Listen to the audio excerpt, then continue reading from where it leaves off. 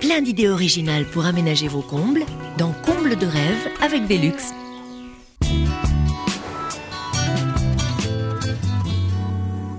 C'est sous les toits de Paris qu'Arnaud rêvait de mettre en boîte ses amis.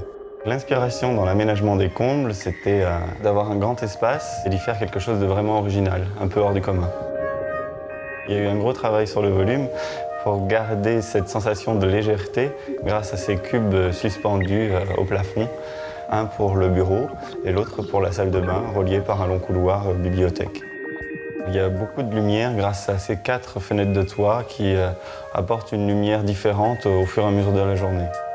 Pour optimiser l'espace, on a créé une bibliothèque dans le couloir qui relie le bureau et la salle de bain. Les éléments les plus insolites sont les cubes suspendus dans le plafond. Quand on a découvert cet espace, on a tout de suite vu le potentiel qu'on pouvait avoir dedans et on avait envie d'avoir ces mezzanines un peu suspendues au plafond pour faire ces 2 pièces un peu plus intimes. Ces combles à l'origine étaient l'ancien dortoir d'un couvent. C'était inexploité. On a laissé les poutres dans leur état pour donner un côté un peu plus brut. Il y a une dualité entre l'espace ouvert en bas et des zones un peu plus privées dans les mezzanines, le bureau où on peut travailler ou lire, se détendre, et la salle de bain qui est aussi une zone intime. Sur une idée de Koussé Makamak, la conceptrice, les travaux ont été réalisés par l'architecte Yann Le Coadic. Il a fallu isoler les sols et plafonds. Pour le sol, déposer les tommettes en entier et repartir réellement à zéro avec une nouvelle dalle. Pour l'isolation du toit, nous avons doublé avec de la laine de verre entre le zinc existant et le faux plafond intérieur. Cela permet d'isoler effectivement phoniquement et thermiquement. En termes de lumière, nous avons réouvert les 4 petites fenêtres de la toiture de façon à baigner l'appartement d'une lumière zénithale. Les travaux ont duré 7 mois bout à bout. Alors la problématique, c'était de créer un espace sous toit avec les poutres qui sont d'origine et non modifiables. Donc nous ne pouvions pas créer un espace et un niveau d'un seul tenant. On voulait garder quand même un espace de vie assez grand.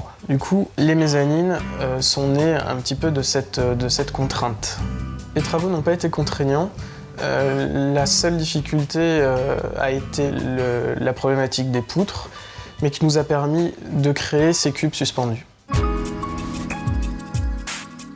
Entre la pièce à vivre et les pièces cubes, nous avons gagné environ 120 mètres carrés. Effectivement, nous avons 120 mètres carrés au total, sans aucun mètre carré de perdu. L'ensemble des travaux a coûté 200 000 €, des démolitions jusqu'à la pose des luminaires, tout compris. Donc pas de permis de construire, puisque pas d'extension à réaliser, juste l'agrandissement de fenêtres existantes. La valeur ajoutée, la plus-value de cet appartement est énorme parce que 10 ans après, vous êtes dans un site arboré. Avant, ce n'était qu'une cour abandonnée. Et une lumière optimisée, un agrandissement des surfaces et des zones de vie très agréables. Au quotidien, les bénéfices sont nombreux. On peut parler d'un endroit vraiment original où il fait bon vivre. Sous comble, on a l'impression d'être à l'abri, d'être un petit peu hors du monde et en même temps d'être un peu libre. Et si, pour arrondir les angles, il suffisait de construire un cube à l'étage?